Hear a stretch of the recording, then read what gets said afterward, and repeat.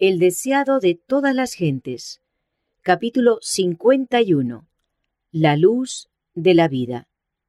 Este capítulo está basado en Juan 8, versos 12 al 59 y Juan 9. Otra vez pues Jesús les habló diciendo: Yo soy la luz del mundo. El que me sigue no andará en tinieblas, mas tendrá la luz de la vida. Cuando pronunció estas palabras, Jesús estaba en el atrio del templo, especialmente relacionado con los ejercicios de la fiesta de las cabañas.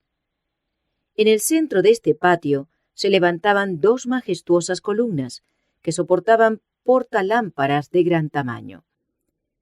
Después del sacrificio de la tarde, se encendían todas las lámparas que arrojaban su luz sobre Jerusalén. Esta ceremonia estaba destinada a conmemorar la columna de luz que guiaba a Israel en el desierto y también a señalar la venida del Mesías. Por la noche, cuando las lámparas estaban encendidas, el atrio era teatro de gran regocijo. Los hombres canosos, los sacerdotes del templo y los dirigentes del pueblo se unían en danzas festivas al sonido de la música instrumental y el canto de los levitas. Por la iluminación de Jerusalén, el pueblo expresaba su esperanza en la venida del Mesías para derramar su luz sobre Israel. Pero para Jesús, la escena tenía un significado más amplio. Como las lámparas radiantes del templo alumbraban cuanto las rodeaba, así Cristo, la fuente de luz espiritual, ilumina las tinieblas del mundo. Sin embargo, el símbolo era imperfecto. Aquella gran luz que su propia mano había puesto en los cielos era una representación más verdadera de la gloria de su misión. Era de mañana. El sol acababa de levantarse sobre el monte de las Olivas, y sus rayos caían con deslumbrante brillo sobre los palacios de mármol, e iluminaban el oro de las paredes del templo, cuando Jesús, señalándolo, dijo: Yo soy la luz del mundo. Mucho tiempo después estas palabras fueron repetidas por uno que las escuchara en aquel sublime pasaje. En él estaba la vida, y la vida era la luz de los hombres. Y la luz en las tinieblas resplandece, mas las tinieblas no la comprendieron. Era la luz verdadera, que alumbra a todo hombre que viene a este mundo. Y mucho después de haber ascendido Jesús al cielo, Pedro también, escribiendo bajo la iluminación del Espíritu Divino, recordó el símbolo que Cristo había usado. Tenemos también la palabra profética más permanente, a la cual hacéis bien de estar atentos como a una antorcha que alumbra en lugar oscuro, hasta que el día esclarezca y el lucero de la mañana salga en vuestros corazones. En la manifestación de Dios a su pueblo, la luz había sido siempre un símbolo de su presencia. A la orden de la palabra creadora, en el principio, la luz resplandeció de las tinieblas. La luz fue envuelta en la columna de nube de día y en la columna de fuego de noche, para guiar a las numerosas huestes de Israel. La luz brilló con tremenda majestad alrededor del Señor sobre el monte Sinaí. La luz descansaba sobre el propiciatorio en el tabernáculo. La luz llenó el templo de Salomón al ser dedicado. La luz brilló sobre las colinas de Belén, cuando los ángeles trajeron a los pastores que velaban el mensaje de la redención. Dios es luz, y en las palabras «Yo soy la luz del mundo», Cristo declaró su unidad con Dios y su relación con toda la familia humana. Era Él quien al principio había hecho que de las tinieblas resplandeciese la luz. Él es la luz del sol, la luna y las estrellas. Él era la luz espiritual que mediante símbolos, figuras y profecías había resplandecido sobre Israel. Pero la luz no era dada solamente para los judíos. Como los rayos del sol penetran hasta los remotos rincones de la tierra, así la luz del sol de justicia brilla sobre toda alma. Aquel era la luz verdadera, que alumbra a todo hombre que viene a este mundo. El mundo ha tenido sus grandes maestros, hombres de intelecto gigantesco y penetración maravillosa, hombres cuyas declaraciones han estimulado el pensamiento y abierto vastos campos de conocimiento. Y esos hombres han sido honrados como guías y benefactores de su raza. Pero hay uno que está por encima de ellos.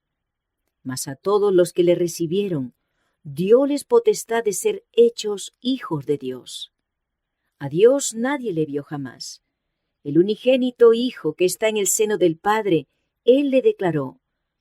Podemos remontar la línea de los grandes maestros del mundo hasta donde se extienden los anales humanos, pero la luz era anterior a ellos. Como la luna y los planetas del sistema solar brillan por la luz reflejada del sol, así, hasta donde su enseñanza es verdadera, los grandes pensadores del mundo reflejan los rayos del sol de justicia. Toda gema del pensamiento, todo destello de la inteligencia procede de la luz del mundo. Hoy día oímos hablar mucho de la educación superior. La verdadera educación superior la imparte aquel en el cual están escondidos todos los tesoros de sabiduría y conocimiento. En él estaba la vida, y la vida era la luz de los hombres. El que me sigue, dijo Jesús, no andará en tinieblas, mas tendrá la luz de la vida. Con las palabras yo soy la luz del mundo, Jesús declaró ser el Mesías. En el templo donde Cristo estaba enseñando, Simón, el anciano, lo había declarado luz para ser revelada a los gentiles, y la gloria de tu pueblo Israel. En esas palabras le había aplicado una profecía familiar para todo Israel. El Espíritu Santo había declarado por el profeta Isaías, poco es que tú me seas siervo para levantar las tribus de Jacob, y para que restaures los asolamientos de Israel. También te di por luz de las gentes, para que seas mi salud hasta lo postrero de la tierra. Se entendía generalmente que esta profecía se refería al Mesías. Y cuando Jesús dijo, yo soy la luz del mundo, el pueblo no pudo dejar de reconocer su acerto de ser el prometido. Para los fariseos y gobernantes, este acerto parecía una arrogante presunción. No podían tolerar que un hombre semejante a ellos tuviera tales pretensiones. Simulando ignorar sus palabras, preguntaron, ¿tú quién eres? Estaban empeñados en forzarle a declararse el Cristo. Su apariencia y su obra eran tan diferentes de las expectativas del pueblo, que como sus astutos enemigos creían, una proclama directa de sí mismo como el Mesías hubiera provocado su rechazamiento como impostor. Pero a su pregunta, ¿tú quién eres?, él replicó, el que al principio también os he dicho. Lo que se había revelado por sus palabras se revelaba también por su carácter. Él era la personificación de las verdades que enseñaba. Nada hago de mí mismo, continuó diciendo, mas como el Padre me enseñó, esto hablo. Porque el que me envió conmigo está. No me ha dejado solo el Padre, porque yo lo que a él agrada hago siempre. No procuró probar su pretensión mesiánica, sino que mostró su unión con Dios. Si sus mentes hubiesen estado abiertas al amor de Dios, hubieran recibido a Jesús. Entre sus oyentes, muchos eran atraídos a él con fe, y a éstos les dijo, si vosotros permaneciereis en mi palabra, seréis verdaderamente mis discípulos, y conoceréis la verdad, y la verdad os libertará. Estas palabras ofendieron a los fariseos. Pasando por alto la larga sujeción de la nación a un yugo extranjero, exclamaron coléricamente, simiente de Abraham somos, y jamás servimos a nadie. ¿Cómo dices tú, seréis libres? Jesús miró a esos hombres esclavos de la malicia, cuyos pensamientos se concentraban en la venganza, y contestó con tristeza, de cierto os digo, que todo aquel que hace pecado es siervo de pecado. Ellos estaban en la peor clase de servidumbre, regidos por el espíritu del maligno. Todo aquel que rehúsa entregarse a Dios está bajo el dominio de otro poder. No es su propio dueño, Puede hablar de libertad, pero está en la más abyecta esclavitud. No le es dado ver la belleza de la verdad, porque su mente está bajo el dominio de Satanás. Mientras se lisonjea de estar siguiendo los dictados de su propio juicio, obedece la voluntad del príncipe de las tinieblas. Cristo vino a romper las cadenas de la esclavitud del pecado para el alma. Así que, si el Hijo os libertare, seréis verdaderamente libres. Porque la ley del Espíritu de vida en Cristo Jesús, se nos dice, me ha librado de la ley del pecado y de la muerte. En la obra de la redención no hay compulsión. No se emplea ninguna fuerza exterior. Bajo la influencia del Espíritu de Dios, el hombre está libre para elegir a quién ha de servir. En el cambio que se produce cuando el alma se entrega a Cristo, hay la más completa sensación de libertad. La expulsión del pecado es obra del alma misma. Por cierto, no tenemos poder para librarnos a nosotros mismos del dominio de Satanás, pero cuando deseamos ser libertados del pecado, y en nuestra gran necesidad clamamos por un poder exterior y superior a nosotros, las facultades del alma quedan dotadas de la fuerza divina del Espíritu Santo y obedecen los dictados de la voluntad en cumplimiento de la voluntad de Dios. La única condición bajo la cual es posible la libertad del hombre es que éste llegue a ser uno con Cristo. La verdad os libertará, y Cristo es la verdad. El pecado puede triunfar solamente debilitando la mente y destruyendo la libertad del alma. La sujeción a Dios significa la rehabilitación de uno mismo, de la verdadera gloria y dignidad del hombre. La ley divina a la cual somos inducidos a sujetarnos es la ley de la libertad. Los fariseos se habían declarado a sí mismos hijos de Abraham. Jesús les dijo que solamente haciendo las obras de Abraham podían justificar esta pretensión. Los verdaderos hijos de Abraham vivirían como él una vida de obediencia a Dios. No procurarían matar a aquel que hablaba la verdad que le había sido dada por Dios. Al conspirar contra Cristo, los rabinos no estaban haciendo las obras de Abraham. La simple descendencia de Abraham no tenía ningún valor. Sin una relación espiritual con él, la cual se hubiera manifestado poseyendo el mismo espíritu y haciendo las mismas obras, ellos no eran sus hijos. Este principio se aplica con igual propiedad a una cuestión que ha agitado por mucho tiempo al mundo cristiano: la cuestión de la sucesión apostólica. La descendencia de Abraham no se probaba por el nombre y el linaje, sino por la semejanza del carácter. La sucesión apostólica tampoco descansa en la transmisión de la autoridad eclesiástica, sino en la relación espiritual. Una vida movida por el espíritu de los apóstoles, el creer y enseñar las verdades que ellos enseñaron. Esta es la verdadera evidencia de la sucesión apostólica. Es lo que constituye a los hombres sucesores de los primeros maestros del Evangelio. Jesús negó que los judíos fueran hijos de Abraham. Dijo: «Vosotros hacéis las obras de vuestro padre».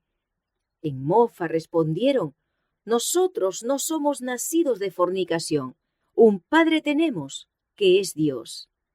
Estas palabras, que aludían a las circunstancias del nacimiento de Cristo, estaban destinadas a ser una estocada contra Cristo en presencia de los que estaban comenzando a creer en él. Jesús no prestó oído a esta ruin insinuación, sino que dijo: «Si vuestro Padre fuera Dios, ciertamente me amaríais, porque yo de Dios he salido y he venido». Sus obras testificaban del parentesco de ellos con el que era mentiroso y asesino. «Vosotros, de vuestro padre el diablo sois», dijo Jesús, «y los deseos de vuestro padre queréis cumplir. Él homicida ha sido desde el principio, y no permaneció en la verdad, porque no hay verdad en él, y porque yo digo verdad, no me creéis». Porque Jesús hablaba la verdad y la decía con certidumbre, no fue recibido por los dirigentes judíos. Era la verdad lo que ofendía a estos hombres que se creían justos. La verdad exponía la falacia del error, condenaba sus enseñanzas y prácticas, y fue mal acogida. Ellos preferían cerrar los ojos a la verdad antes que humillarse para confesar que habían estado en el error. No amaban la verdad, no la deseaban, aunque era la verdad. ¿Quién de vosotros me convence de pecado? Y si digo la verdad, ¿por qué no me creéis?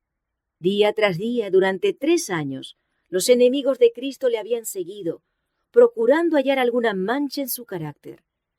Satanás y toda la confederación del maligno habían estado tratando de vencerle, pero nada habían hallado en él de lo cual sacar ventaja.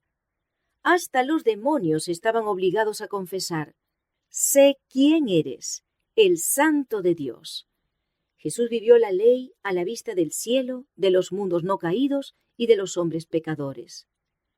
Delante de los ángeles, de los hombres y de los demonios, había pronunciado sin que nadie se la discutiese palabras que, si hubiesen procedido de cualesquiera otros labios, hubieran sido blasfemia. Yo, lo que a él agrada, hago siempre. El hecho de que, a pesar de que no podían hallar pecado en él, los judíos no recibían a Cristo, probaba que no estaban en comunión con Dios. No reconocían la voz de Dios en el mensaje de su Hijo. Pensaban que estaban condenando a Cristo, pero al rechazarlo, estaban sentenciándose a sí mismos. El que es de Dios, dijo Jesús, las palabras de Dios oye. Por esto no las oís vosotros, porque no sois de Dios. La lección es verdadera para todos los tiempos. Muchos hombres que se deleitan en sutilizar, criticar y buscar en la palabra de Dios algo que poner en duda, piensan que de esa manera están dando muestra de independencia de pensamiento y agudeza mental. Suponen que están condenando la Biblia, cuando en verdad se están condenando a sí mismos. Ponen de manifiesto que son incapaces de apreciar las verdades de origen celestial y de alcance eterno. En presencia de la gran montaña de la justicia de Dios, su espíritu no siente temor reverencial. Se ocupan en buscar pajas y motas, con lo cual revelan una naturaleza estrecha y terrena, un corazón que pierde rápidamente su capacidad para comprender a Dios. Aquel cuyo corazón ha respondido al toque divino, buscará lo que aumente su conocimiento de Dios y refine y eleve su carácter. Como una flor se torna al sol para que sus brillantes rayos le den bellos colores. Así se tornará el alma al sol de justicia, para que la luz del cielo embellezca el carácter con las gracias del carácter de Cristo. Jesús continuó, poniendo de manifiesto un pronunciado contraste entre la actitud de los judíos y la de Abraham. Abraham, vuestro padre, se gozó por ver mi día, y lo vio, y se gozó. Abraham había deseado mucho ver al Salvador prometido. Elevó la más ferviente oración, porque antes de su muerte pudiera contemplar al Mesías. Y vio a Cristo. Se le dio una comunicación sobrenatural y reconoció el carácter divino de Cristo. Vio su día y se gozó. Se le dio una visión del sacrificio divino por el pecado. Tuvo una ilustración de ese sacrificio en su propia vida. Recibió la orden: toma ahora tu hijo, tu único, Isaac, a quien amas, y ofrécelo en holocausto. Sobre el altar del sacrificio colocó al hijo de la promesa, el hijo en el cual se concentraban sus esperanzas. Entonces, mientras aguardaba junto al altar, con el cuchillo levantado para obedecer a Dios, oyó una voz del cielo que le dijo: no extiendas tu mano sobre el muchacho, ni le hagas nada, que ya conozco que temes a Dios, pues que no me rehusaste tu hijo, tu único. Se le impuso esta terrible prueba a Abraham para que pudiera ver el día de Cristo y comprender el gran amor de Dios hacia el mundo, tan grande que para levantarlo de la degradación dio a su Hijo unigénito para que sufriera la muerte más ignominiosa. Abraham aprendió de Dios la mayor lección que haya sido dada a los mortales. Su oración, porque pudiera ver a Cristo antes de morir, fue contestada. Vio a Cristo, vio todo lo que el mortal puede ver y vivir. Mediante una entrega completa, pudo comprender esa visión referente a Cristo. Se le mostró que al dar a su Hijo unigénito para salvar a los pecadores de la ruina eterna, Dios hacía un sacrificio mayor y más asombroso que el que jamás pudiera hacer el hombre. La experiencia de Abraham contestó la pregunta: ¿con qué prevendré a Jehová y adoraré al alto Dios? ¿Vendré ante él con holocaustos, con becerros de un año? ¿Agradaráse Jehová de millares de carneros o de 10,000 arroyos de aceite? ¿Daré mi primogénito por mi rebelión, el fruto de mi vientre por el pecado de mi alma? En las palabras de Abraham, Dios se proveerá de cordero para el holocausto, hijo mío. Y en la provisión de Dios de un sacrificio en lugar de Isaac, se declaró que el hombre no puede hacer expiación por sí mismo.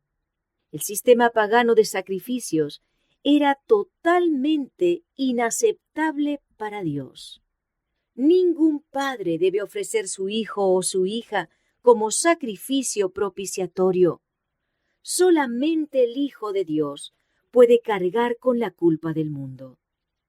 Por su propio sufrimiento, Abraham fue capacitado para contemplar la misión de sacrificio del Salvador. Pero los hijos de Israel no podían entender lo que era tan desagradable para su corazón orgulloso. Las palabras de Cristo concernientes a Abraham no tuvieron para sus oyentes ningún significado profundo. Los fariseos vieron en ellas solo un nuevo motivo para cavilar. Contestaron con desprecio, como si probaran que Jesús debía ser un loco.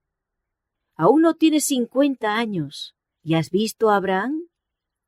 Con solemne dignidad Jesús respondió: de cierto os digo, antes que Abraham fuese, yo soy. Cayó el silencio sobre la vasta concurrencia. El nombre de Dios, dado a Moisés para expresar la presencia eterna, había sido reclamado como suyo por este rabino galileo.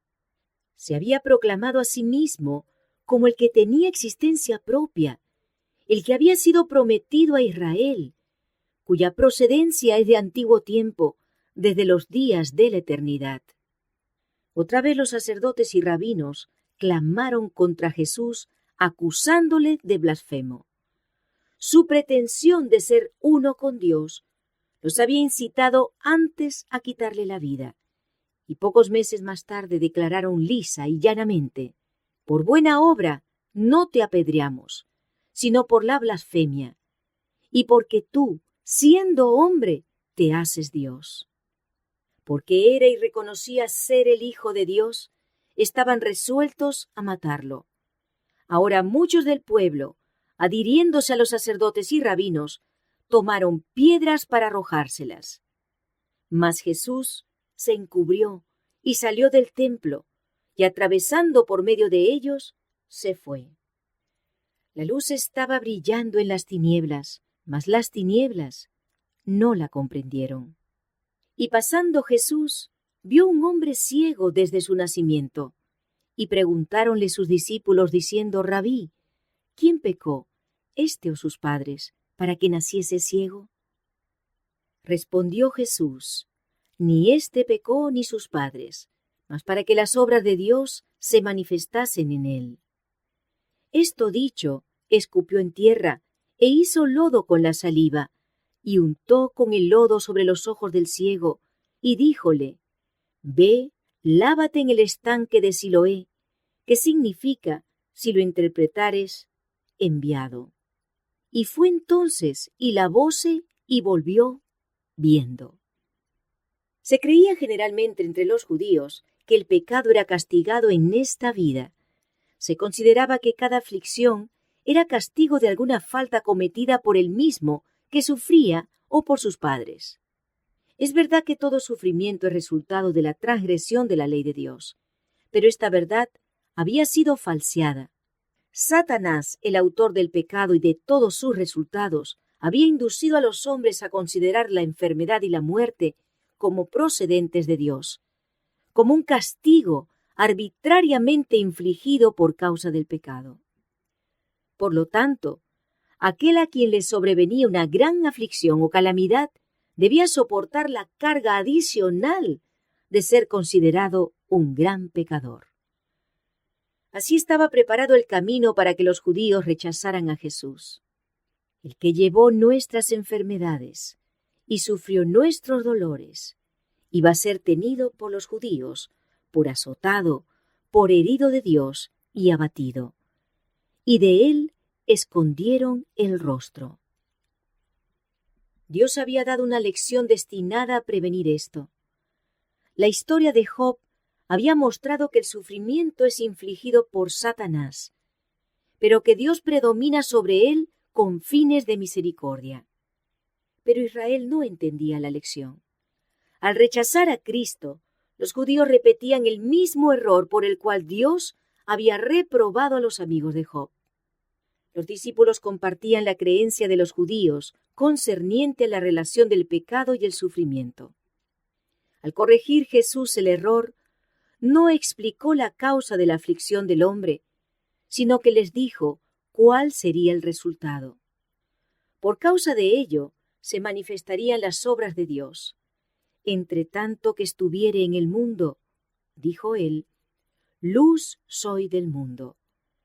Entonces, habiendo untado los ojos del ciego, lo envió a lavarse en el estanque de Siloé, y el hombre recibió la vista. Así Jesús contestó la pregunta de los discípulos de una manera práctica, como respondía él generalmente a las preguntas que se le dirigían nacidas de la curiosidad. Los discípulos no estaban llamados a discutir la cuestión de quién había pecado o no, sino entender el poder y la misericordia de Dios al dar vista al ciego. Era evidente que no había virtud sanadora en el lodo o en el estanque a donde el ciego fue enviado a lavarse, sino que la virtud estaba en Cristo. Los fariseos no podían menos que quedar atónitos por esta curación. Sin embargo, se llenaron más que nunca de odio, porque el milagro había sido hecho en sábado. Los vecinos del joven y los que le habían conocido ciego dijeron, ¿no es este el que se sentaba y mendigaba? Le miraban con duda, pues sus ojos estaban abiertos, su semblante cambiado y alegre, y parecía ser otro hombre. La pregunta pasaba de uno a otro. Algunos decían, «Este es». Otros, «A él se parece». Pero el que había recibido la gran bendición decidió la cuestión diciendo, «Yo soy». Entonces les habló de Jesús y de la manera en que él había sido sanado. Y ellos le preguntaron, «¿Dónde está aquel?» Él dijo, «No sé». Entonces le llevaron ante el concilio de los fariseos. Nuevamente se le preguntó al hombre cómo había recibido la vista. Y él les dijo, «Púsome lodo sobre los ojos y me lavé y veo». Entonces uno de los fariseos decían, «Este hombre no es de Dios, que no guarda el sábado». Los fariseos esperaban hacer aparecer a Jesús como pecador y que por lo tanto no era el Mesías. No sabían que el que había sanado al ciego había hecho el sábado y conocía todas sus obligaciones. Aparentaban tener admirable celo por la observancia del día de reposo, pero en ese mismo día estaban planeando un homicidio. Sin embargo, al enterarse de este milagro, muchos quedaron muy impresionados y convencidos de que aquel que había abierto los ojos del ciego era más que un hombre común. En respuesta al cargo de que Jesús era pecador porque no guardaba el sábado, dijeron, ¿cómo puede un hombre pecador hacer estas señales? Los rabinos volvieron a dirigirse al ciego. Tú, ¿qué dices del que te abrió los ojos? Y él dijo, que es profeta. Los fariseos aseguraron entonces que no había nacido ciego ni recibido la vista. Llamaron a sus padres y les preguntaron diciendo, ¿es este vuestro hijo, el que vosotros decís que nació ciego? Allí estaba el hombre mismo declarando que había sido ciego y que se le había dado la vista. Pero los fariseos preferían negar la evidencia de sus propios sentidos antes que admitir que estaban en el error. Tan poderoso es el prejuicio, tan torcida es la justicia farisaica. A los fariseos les quedaba una esperanza, la de intimidar a los padres del hombre. Con aparente sinceridad preguntaron, ¿cómo pues ve ahora? Los padres temieron comprometerse, porque se había declarado que cualquiera que reconociese a Jesús como el Cristo fuese echado de la sinagoga, es decir, excluido de la sinagoga por 30 días. Durante ese tiempo, ningún hijo sería circuncidado o ningún muerto sería lamentado en el hogar ofensor.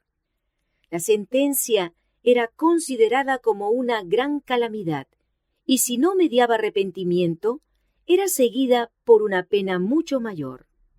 La obra realizada en favor de su hijo había convencido a los padres. Sin embargo, respondieron, sabemos que este es nuestro hijo y que nació ciego, mas cómo ve ahora, no sabemos. O quién le haya abierto los ojos, nosotros no lo sabemos. Él tiene edad, preguntadle a él, él hablará de sí. Así transfirieron toda la responsabilidad a su hijo, porque no se atrevían a confesar a Cristo.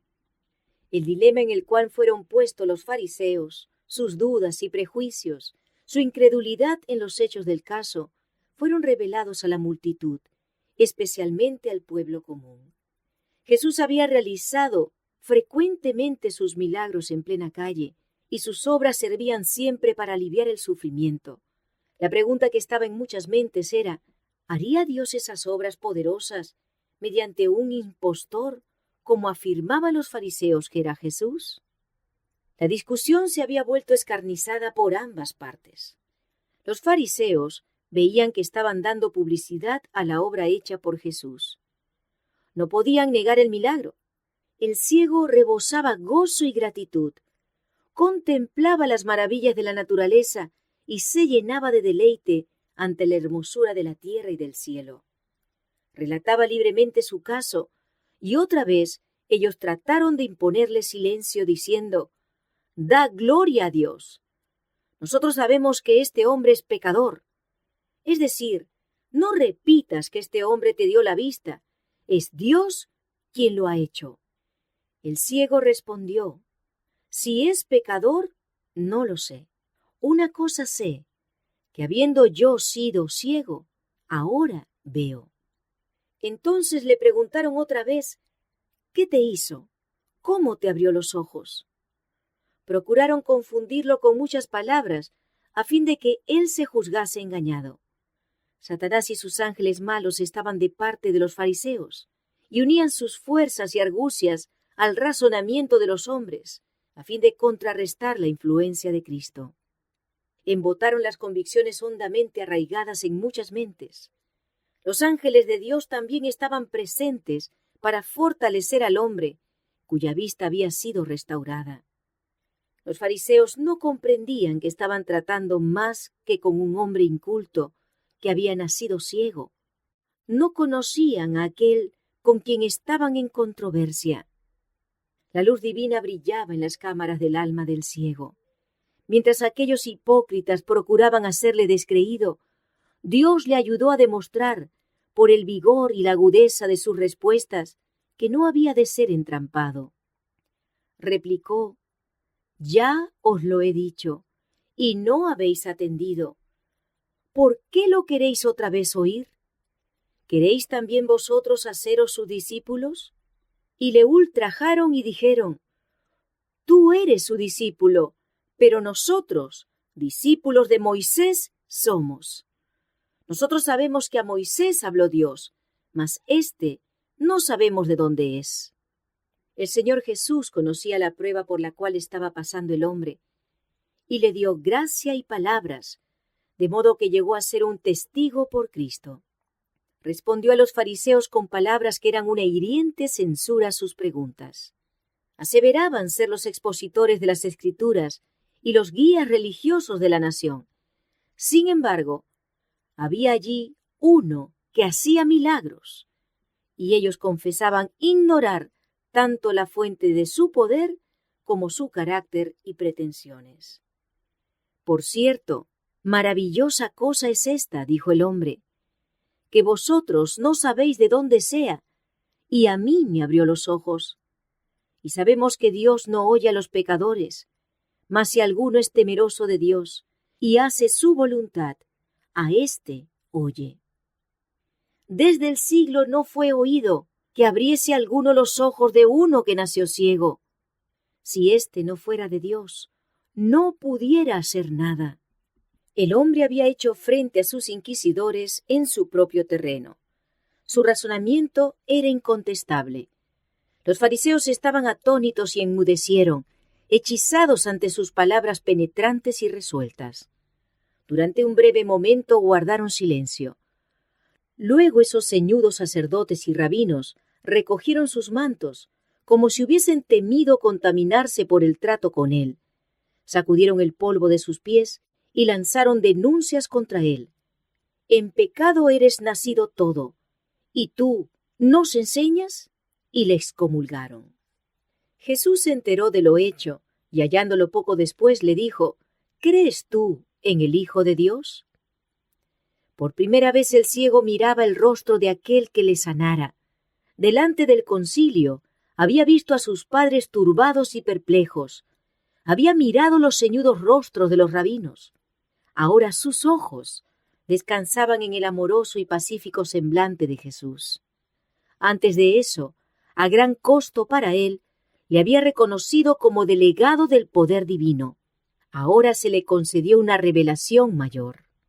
A la pregunta del Salvador, ¿crees tú en el Hijo de Dios?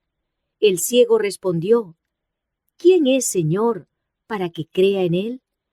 Y Jesús dijo, y le has visto, y el que habla contigo, él es. El hombre se arrojó a los pies del Salvador para adorarle.